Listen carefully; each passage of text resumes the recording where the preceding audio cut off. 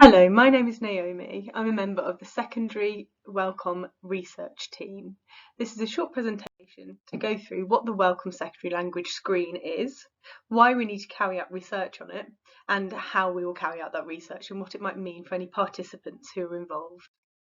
So firstly, the WellComm secondary screen is a simple screening tool, like a simple test, and it's a screen that's used to find out if a secondary age pupil has any language difficulties. Because it's a screen, it's not a diagnostic tool, it won't give a diagnosis at the end, but it just highlights that a young person may have some difficulties with an element of language that school can offer them some intervention for. It could even be used later on to decide if they might need a referral to speech and language therapy. When the language screen is used in school, if a pupil is found to have any difficulties, the screen also has, so the WellComm pack also has a big book of ideas, which is a big book of interventions. So the school can use this. So it's a book of language tasks and activities that school can use with the young people to target any particular areas of language that they might have any needs in. So the screen can also be used to measure a pupil's language skills, so before and after they carry out a type of intervention. If it is found that a young person has language difficulties that aren't resolved by the intervention in the secondary language pack, it means that that can be a case for discussing the young person with the school SENCO and maybe even with speech and language to see if they need any more in-depth support. So there are two previous versions of language screens that are under the name WellComm. So firstly, we have the WellComm Early Years, and this is for early years age children, and it's got various parts to it. So it's got the screen, and it's also got the big book of ideas, which is the intervention pack.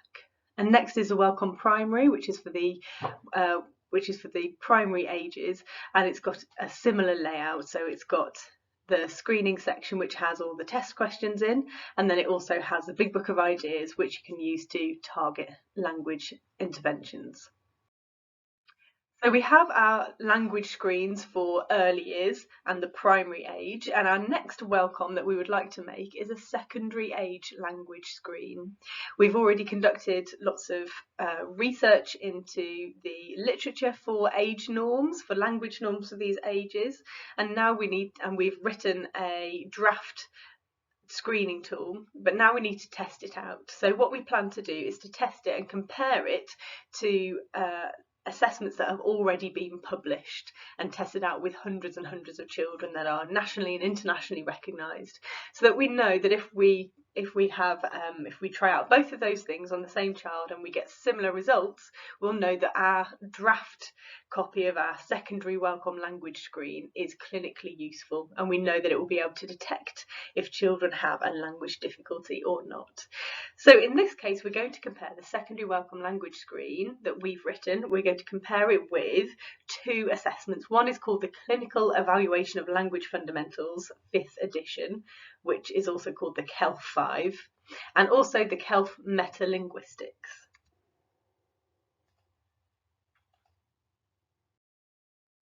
And there's an image here of those two assessments. As you can see, they're formal published assessments, and they involve, for some questions, there might be a picture book with pictures to reference, and for some, there's just things to read out from the score sheets.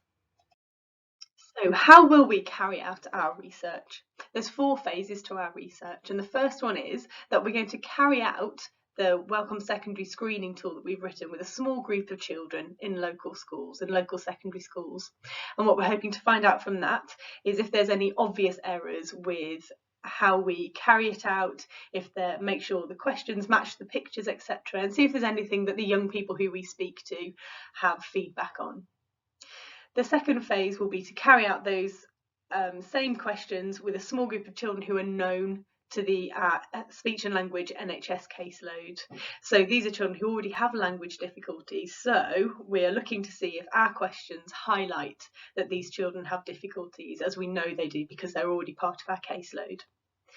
In phase 3, this is called a validity study. We will use our questions, and we will also carry out the KELF 5 and the metalinguistics.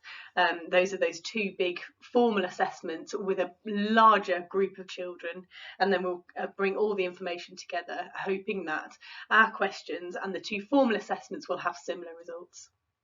And then phase 4, we will bring back a small group of children, a small group of participants who we saw in phase 3, and we will test out, we will repeat to the screen with them, but this time it won't be a speech and language therapist who will be carrying it out, it will be a speech and language therapy assistant, because we want to make sure that someone who isn't a trained speech and language therapist can still carry it out effectively. So to recap, there is phase 1, which we call a pilot study, in which we're going to carry out our WellComm secondary screening questions with a small group of children in order to check for any immediate errors or minor changes that we need to make.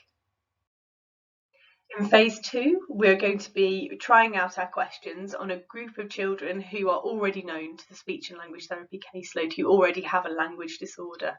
So we're looking to see if our questions can flag up that they have a language difficulty.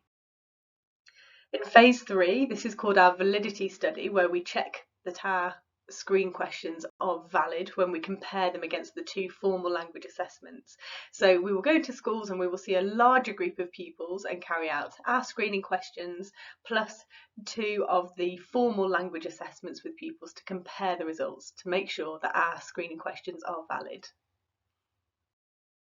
And phase 4, which is called the inter-rater reliability study, will involve a small group of the children who we saw in phase 3 will be screened again, and this will just be carrying out our WellComm secondary screening questions, and this time it will be carried out by a speech and language therapy assistant, so someone who's not a trained speech and language therapist, just to check that we get the same results when it's carried out by someone who isn't an SLT. Okay, so in terms of the logistics, pupils will be seen in school time, and the researchers will have liaised with school ahead of time, so all the dates will be thoroughly planned to make sure there's no clashes with important lessons or activities. In the consent form for you to sign, you can also request to have a member of staff present, or to be present yourself while your child has the screen administered. So phases 1, 2 and 4, which are just carrying out the screening questions, will take about 20 minutes each time we carry it out. So it's quite a small kind of chunk of a lesson that a child will miss. For phase 3, which we're carrying out with a large group of pupils, in which we carry out our screening questions, but also the 2 formal language assessments, will take longer. That will take maybe up to an hour. So, and there's also an opportunity to request the results of the language assessment. If your child is involved in phase 3, you can contact us at any time to ask for the results. So in phase 3, the child will miss a little bit longer out of a lesson. So I'm just going to go through some frequently asked questions. So firstly, could my child be involved in more than one phase of the research? So yes, there is a small chance that your child could be seen for phase 3 validity study, and then they might be one of the participants selected again for the phase 4 inter-rater reliability study, and we'll let you know if that's the case. If your child takes part in phase 3, and then you receive a letter to say they're going to be seen for phase 4 and you don't want them to be involved, that's absolutely fine. You can contact us and say you don't want them to be involved. As with any point in this study, you can always withdraw your consent. So the next question is, can I choose which phase of the research my child's involved in? Unfortunately not, because we have to select children at random for each part of the research. So the next question is, what will happen if my child has difficulty in the language assessment? So a very small group of children may be highlighted as having a language difficulty as we do this part of our research. If this is the case, the researcher will speak to your child's teacher or the school SENCO, because it might be that they already have some speech and language input in school. If not, the researcher will discuss a potential speech and language referral or any speech and language interventions that might be needed in school that potentially hadn't been realised before. If this is the case, the researcher will also contact you and discuss this with you in detail. And you can, again, always ask questions at any time. The next question is, can parents see the result of the study? And yes, that absolutely. So if parents would like to know the results of the study as a whole, as in the overall results, or if you'd like to know your own child's results on the screen or the language assessment, that is absolutely fine. You can contact us at any time. So will my child be videoed or recorded? So there will be an audio recording of the session with your child. So this will be if your child is involved in the third phase, the validity study, when we're doing the formal language assessment, because there are lots of questions and there are lots of things that the researcher will need to write down. So during that session, we will make an audio recording so the researcher can listen to it again, just in case anything was missed, just to make sure we get our results accurate. And then as soon as the marking is completed, so it's likely to be shortly after the child is seen, the score sheets will be scored up and the researcher will listen back to the recording in case there's anything they missed. As soon as the scoring is finished, the recording will be deleted and the recording will be stored on a recording device just with a code for your child, so your child's name will not be recorded anywhere. So as soon as the scoring has been done, that recording will be deleted. If not within the hour, it will be by the end of the day, just in case anything needs to be re-listened to. So yes, there is a potential your child will be audio recorded, their name will not be recorded at any point, and the recording will be deleted at least by the end of that day. So it won't be stored anywhere long term. How will my child's information be used? So all the names of participants will be allocated a code, so there won't be anywhere where the names of children will be stored. So when we're handing all our information to the statistician for the statistical analysis, only codes will be seen, no names will be shared at any point.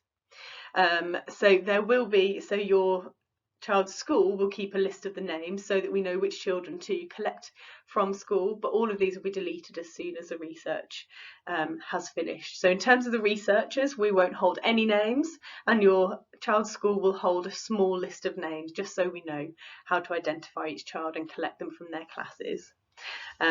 And when names do need to be shared, they will be shared via a secure file sharing system. But in terms of the researchers and any third parties, no names or identifying characteristics will be stored at all. What happens if my child is absent on the day that the researcher comes to school? So if your child is absent on that day that they were booked to be seen, they might be seen on a different day. So the researcher might swap your child for a different child who's on the list and then see your child at a later date. If this isn't possible, your child will just not be seen and won't be included in the research, and there'll be no negative consequences incurred of any kind. How will I know if my child has been selected for the study? So if you decide that you're happy for your child to take part in the study, you can fill out the consent form that you've been given by school and return it. And then you just wait. If your child has been selected for the study, on the day they're seen, the researcher will give them a "your child was seen today" letter to take home. So the way you'll know if they've been seen is they will bring a letter home to say, you know, I've been seen by the researcher today. So what if in the midpoint my child decides they don't want to take part? So it's a really, really important part of our research and our ethics application is ensuring that no harm is done to any participants. So we make it as easy as possible for you as the parent and your child as the participant to refuse and to opt out of the study at any time. So when your child is seen, at the start of the session, the researcher will go through an easy read explanation of the research and what will happen in the session. The pupil will then sign an assent form to show that they've understood and they're happy to take part. And the form is designed to make it really, really clear to the pupil that they can say no to taking part at that point or at any point in the session. And it also makes it really clear that there's no negative consequences at all. They won't be penalised in any way for not taking part. Will there be any negative effect as a result of this research? So as we made our ethics application, the main potential negative effect of the research is that pupils will miss a short amount of lesson time. And as we spoke about in the presentation earlier on, the researchers will liaise with school staff as much as possible to make sure that the smallest amount of lessons is missed. And children also won't be seen during play or lunchtime. They won't miss any of those times. And we will also make sure that any particularly important lessons or activities are completely avoided, especially anything to do with exam preparation. And in fact, we won't see any pupils from year 10 or 11 during any revision, mock exam or exam periods at all, as a rule. So if you have any further questions, you can contact us at any time. There's our email address, our office number and a mobile number, and we would look forward to chatting to you and discussing with you if you've got any other queries at all. But if you're happy for your child to take part in our research, then please go ahead and sign your consent form and send it off to school, remembering that it's not a contract in any way, that you can withdraw your consent and say that you don't want your child to take part at any point in the research. Thank you.